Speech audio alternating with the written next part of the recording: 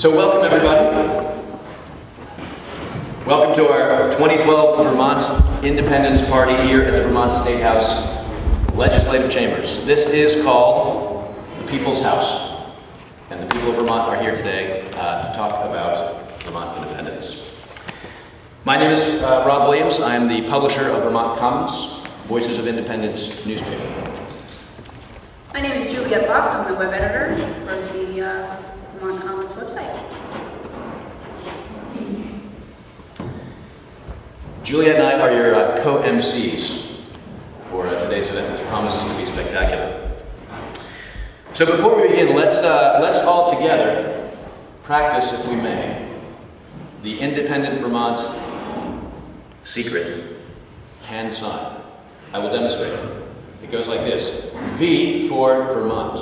Can we all try that on three? Ready?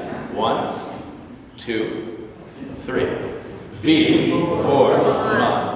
So when you see a supporter of Vermont independence on the street or in the pub or at church or the mosque or the synagogue or wherever you happen to see them, just flash them the V for Vermont hand sign.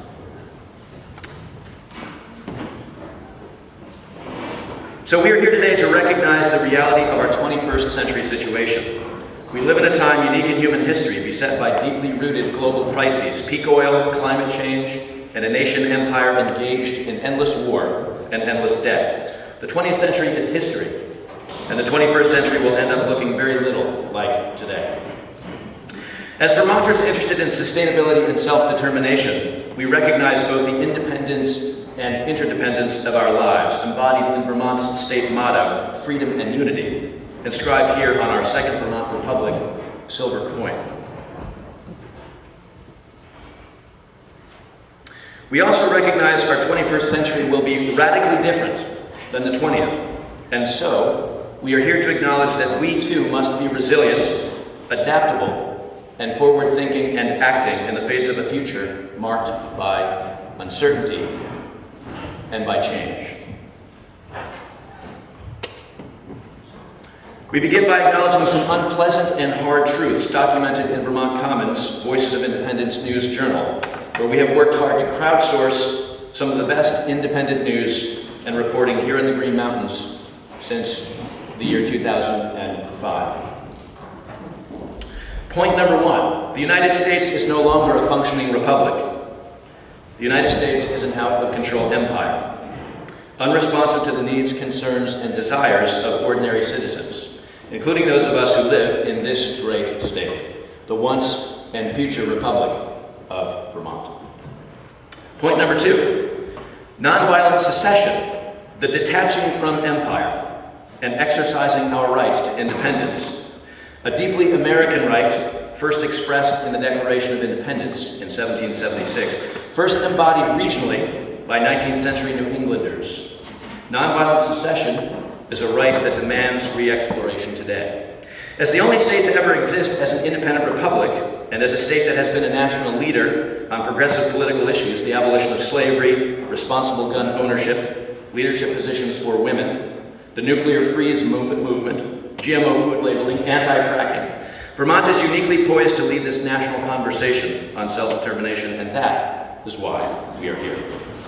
2012 has given birth to a new model for our newspaper, the Vermont Commons Voices of Independence Cooperative. Our goal is to provide an organizational news model that is transparent and equitable, one that balances crowdsourcing of actions, access to leadership positions, and governance by an accountable decision-making body. The Vermont Commons Co-op will enable contributors to support our shared goals: monetary sovereignty, energy independence, regenerative agriculture, government uncontaminated by the influence of non-persons, and throwing off the military-industrial complex. Our co-op champions a Vermont that will serve as a model of democratic and decentralized governance, providing the best overall standard of life for Vermonters while respecting individual liberties. Trying to achieve these goals while under the oppressive dominion of an unresponsive, corporately controlled national government is futile. Our goal is reclaiming Vermont's independence. Let's get specific. Food independence. Vermont can realize a high quantity of affordable local food if we remove barriers to small production, including safety regulations that favor large processors. We allow people to buy their food from whomever they trust to provide it. We allow farmers to grow hemp yesterday, and we change our tax structures to support the local use and sale of Vermont products. Energy independence. The siren song of the smart grid is just the opposite of the locally owned distributed grid that we actually need. We need disaggregated, small-scale, largely renewable energy solutions that both serve and are answerable to the communities in which they exist. Financial independence. I've got two words for you. State bank. A state bank would put the wealth of Vermonters to work for Vermonters according to rules and at rates decided by human beings in the interest of the greatest overall prosperity, rather than by corporations whose highest god is the highest rate of return. Do we vote for a Democrat who has governed well to the right of George Bush, or a Republican who governed well to the left of Bill Clinton? Both men are in the pockets of the war and finance industries, and their embrace of American empire is equally passionate. One of these things is just like the other. Romney and Obama serve the same master. While they disagree on divisive social issues, they wholeheartedly agree on the agenda of empire, corporatism, globalization, and full-spectrum military dominance. I'm coming, Elizabeth. Nevertheless, a great wail has gone up among both the liberal class and the party of the unborn and the dead, predicting at the end of days, if one political party's plutocrat supplants the other, the bum warming the chair in the Oval Office is irrelevant. The big show.